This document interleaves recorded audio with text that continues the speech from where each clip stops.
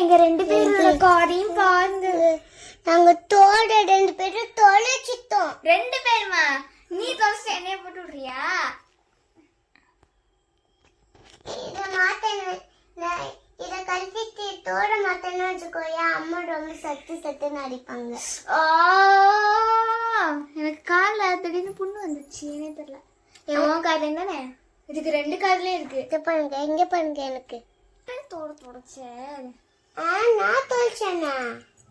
பின்ன வேணா தாத்தா தொலைச்சாங்க. நான் தூங்க போய் பார்த்தேன், தூங்க போய் தொட்டு பார்த்தேன், ஆனா காணோம் தோட. நீ தொட்டு பார்த்த நான் நம்பணும். பெருக்கி ஆயிடுச்சேன். அப்பனா நீ ஊஞ்சல ஆட்டி விடல எனக்கு. நான் என்னத்துக்கு ஆட்டி விடணும்? அதை விட்டு இனிமே நம்ம நிலைமை இப்படிதானே இருக்கு, தோட போட முடியாதே. அண்ணா மாத்தனா அம்மா சத்துன்னு அடிப்பாங்க. அதெல்லாம் நான் சொல்லிட்டு இருக்கேன்.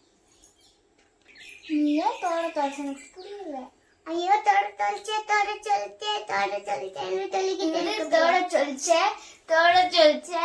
தோட தங்கம் விற்கிற விலைக்கு தோடு வாங்க முடியுமா? தங்கம் விலை எவ்வளவு கேறிக்கிட்டு இருக்குது உனக்கு தெரியுமா? தங்கத்தை எல்லாரும் புத்தி பார்த்து வாங்குறாங்க.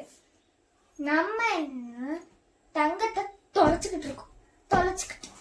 அப்பனா எனக்கு பொம்மையே இனிமே கிடையாது போதும். ஆமா, உனக்கு பொம்மையும் கிடையாது. எனக்கு மட்டும் எப்படியாச்சும் பொம்மை வாங்கி தருவாங்க. ஏன்னா நான் எதையும் தொலைக்கல. நீ புது கழுத்து தொலைச்சிருக்க, நெக்ஸ்ட் புது தோடு தொலைச்சிட்டேன். இனிமே உனக்கு அவ்வளோதான்.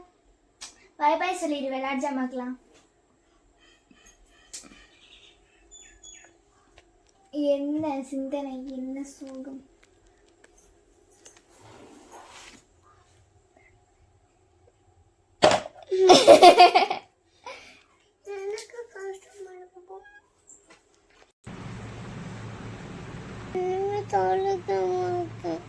சரி வாங்க, எங்களோட கார்டனை பார்க்க போகலாம்.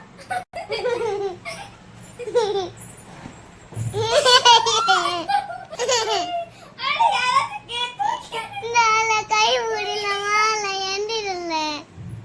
நல்ல அக்கா, நல்ல தங்கச்சி.